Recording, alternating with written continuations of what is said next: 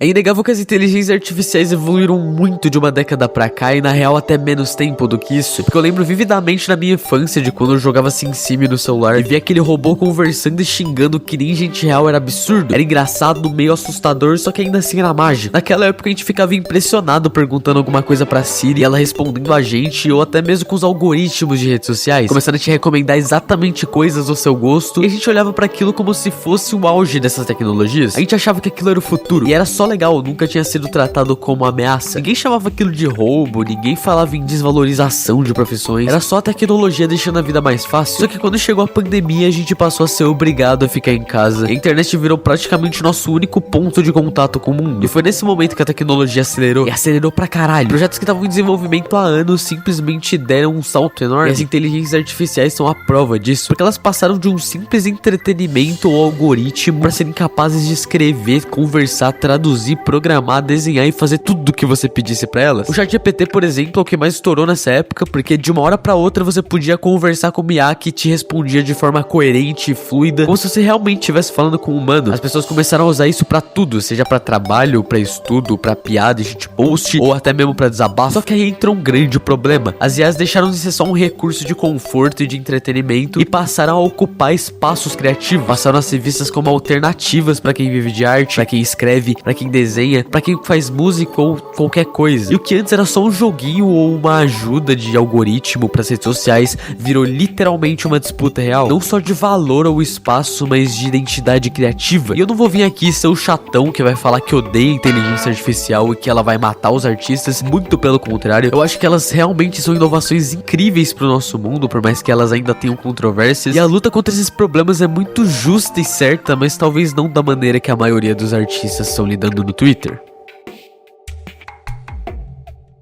No final de 2022 surgiram várias dessas ferramentas que geram imagem com prompt, tipo Midjourney ou DALL-E ou Stable Diffusion, e junto delas um aplicativo que literalmente estourou, que foi o Lens AI. Você mandava algumas fotos suas e ele gerava imagens que pareciam arte profissional, seja no estilo de anime, sci-fi, pintura clássica ou qualquer outro estilo que você quisesse. Era entre aspas bonito, só que acima de tudo era rápido e viciante, porque era muito simples você gerar aquelas imagens. Pra maioria das pessoas aquilo era só mais uma trend do TikTok, mas pra quem vivia de arte era realmente uma preocupação, porque os artistas sabiam de uma coisa que o público não tinha entendido até aquele momento, que era o fato de que aquelas imagens estavam sendo feitas com base em obras reais. Inteligências artificiais são basicamente feitas com vários bancos de dados, e sim, essas inteligências artificiais foram alimentadas com milhões de ilustrações, concept arts, pinturas, coisas retiradas da internet sem permissão, sem crédito e muito menos com algum pagamento, inclusive obras que estavam em portfólios de artistas que realmente se esforçaram pra caramba naquelas artes. E foi aí que começou toda essa batalha, mais especificamente no ArtStation, o lugar que foi feito pra postar portfólio sério, mostrar pro mundo o seu talento e talvez conseguir algum trabalho. Só que de uma hora pra outra, as páginas iniciais começaram a ser inundadas por imagens geradas por IA, imagens esteticamente bonitas e polidas, mas vazias, sem processo ou intenção alguma por trás delas. Era como se as máquinas literalmente estivessem substituindo os humanos, e os artistas sentiram isso. E é óbvio que eles não ficaram quietos. Todas as redes sociais começaram a ser spamadas com imagens de protesto com um símbolo que dizia literalmente pra dizerem não pra imagens geradas por IA. E não era só uma piada, era literalmente uma forma de protesto, uma tentativa de proteger todo aquele lugar de virar um poço sem fundo de imagens vazias. E não foi só o ArtStation, o DeviantArt, que também é um palco muito foda pra artistas, tentou implementar uma política que automaticamente liberava os trabalhos postados pra serem usados em databases de IA, sem pedir permissão nenhuma. Era literalmente você se esforçar pra fazer uma arte, postar ela como portfólio, sei lá, e descobrir que ela foi usada pra ensinar uma IA a imitar seu estilo. E foi aí que nasceu o movimento, o que eu chamo carinhosamente de primeira guerra entre artistas e inteligência artificial. Muita gente começou a fazer threads imensas denunciando tudo isso, hashtags estouraram pelo Twitter e até petições foram assinadas por milhares de criadores exigindo proteção legal. Pela primeira vez os artistas estavam se unindo, não por um fandom ou por algum estilo, mas por sobrevivência criativa, para que a arte real e genuína continuasse viva. E com razão, porque não era mais teoria, não era mais de si, era real. Parecia que finalmente tinha começado a revolução das máquinas.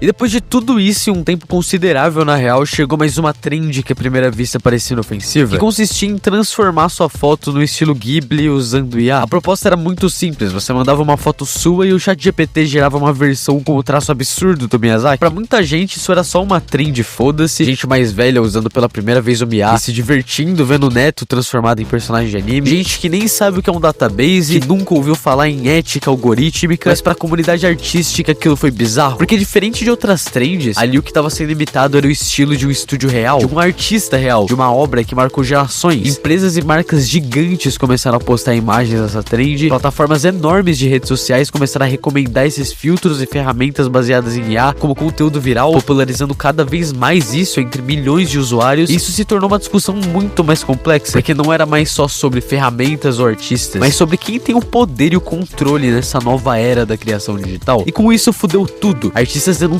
pessoas sendo atacadas por repostar imagens geradas, discussões imensas em todo lugar do Twitter, tinha posts desabafando sobre como a arte tava morrendo. E é compreensível, a arte é a coisa mais linda do mundo pra muita gente, e ver um algoritmo cuspindo alguma coisa que imita isso em massa, viralizando, sendo elogiado, enquanto o artista original continua lutando por reconhecimento, é muito paia, porque parece injusto, parece barato e falso. Só que nessa altura o debate já não era mais sobre regulamentação, direitos autorais, ética tecnológica, tava virando outra coisa, uma bola de neve onde qualquer pessoa usando IA do jeito mais leve possível era tratada como vilã. E isso é o que começa a afastar a gente da verdadeira discussão.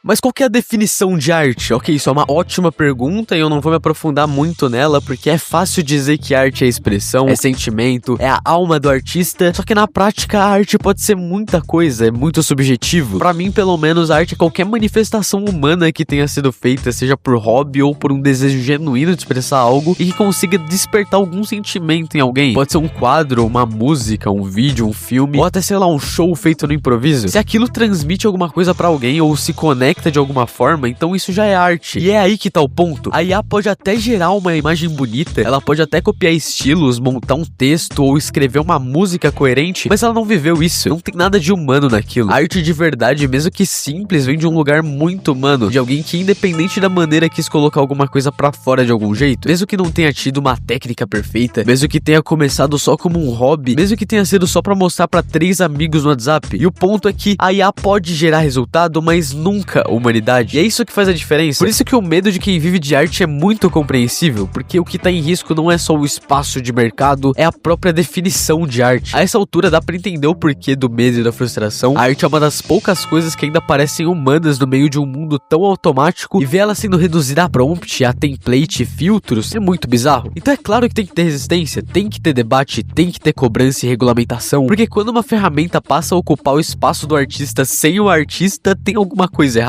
Quando plataformas ganham milhões em cima de obras criadas por inteligência artificial que foram treinadas com base no trabalho de outros sem consentimento, crédito ou pagamento, a indignação não é só justa, ela é necessária. Mas no meio de tudo isso, a luta começou a ir pra um caminho errado. É muito fácil cair em cima de quem não tem nada a ver com isso. Muita gente começou a atacar qualquer um que mencionasse IA de forma neutra, ou que usasse de leve em qualquer contexto que fosse. Gente que nem sabia de tudo isso, pessoas que usaram um filtro só pra ver uma fotinha bonitinha, pessoas mais velhas que queriam fazer parte da trend do Estúdio Ghibli num momento de carinho com a família, gente que nunca teve acesso à arte formal, mas usou a IA pra se sentir parte desse universo pela primeira vez. E essas pessoas começaram a ser tratadas como vilãs, como se o simples fato de usar a ferramenta tornasse elas cúmplices da destruição da arte. Mas se a gente parar pra pensar, isso não é diferente do que acontece quando qualquer movimento começa a perder o foco. A dor vira raiva e a raiva, querendo ou não, vira desconfiança. E de repente o inimigo não é mais quem deveria, é literalmente qualquer pessoa. Só que não é o cara aleatório que tá desvalorizando o artista, não é a senhora de 60 anos que tá acabando com a arte, e definitivamente não é um twitteiro médio que vai acabar com o conceito de originalidade nisso tudo. Essa luta é certa, é certíssima, só que o alvo tá errado. E se continuar assim, a gente vai acabar ferindo quem também ama a arte e quem também quer só ter um futuro justo, só não entendeu ainda como lutar da forma certa.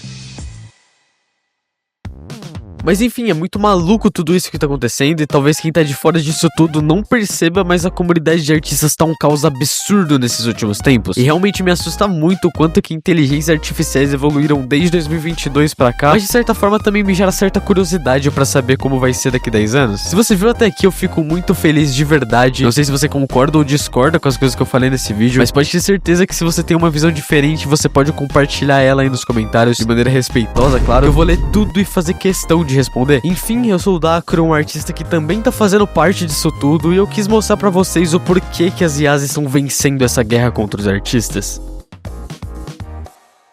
Passando aqui no fim do vídeo pra falar que esse vídeo foi muito inspirado no vídeo do Léo MK sobre esse assunto, então eu recomendo muito que vocês assistam se vocês se interessaram, porque é um vídeo muito importante pra toda essa discussão e aborda alguns outros quesitos que eu não abordei. E é isso. Me segue no Twitter.